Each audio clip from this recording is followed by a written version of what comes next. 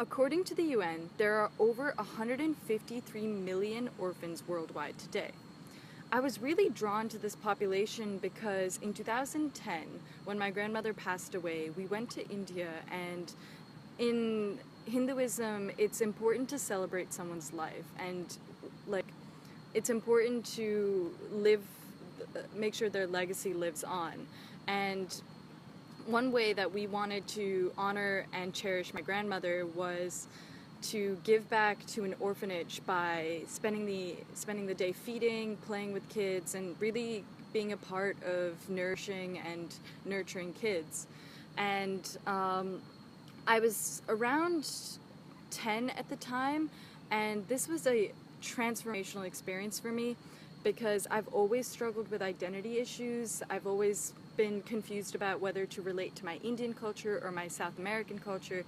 Because I had this mixed culture, because I grew up in so many different places, not really knowing who I am, feeling kind of lost, I could really relate to the orphans in a way of not really knowing where your home is, not really knowing where you come from. But of course, I was in a place of privilege where I had a really loving family, a lot of financial and emotional support. And this really put me in the position of, we come from similar circumstances in a sense, but we have different opportunities. And I want to bridge that gap. I want to bring together my experiences, my privilege, and I want to give back to this population specifically.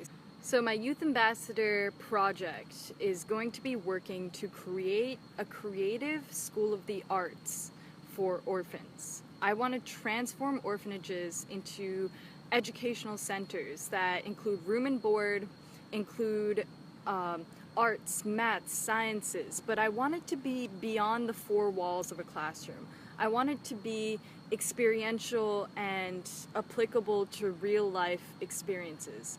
I want these students to learn ways of creating sustainable development and giving back to the communities that they came from.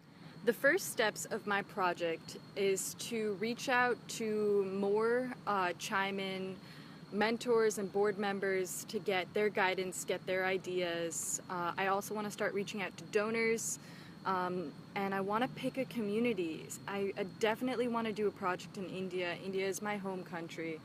And I want to transform this idea of how we need to support vulnerable populations. We need to bridge this gap, and we have a role to play in life.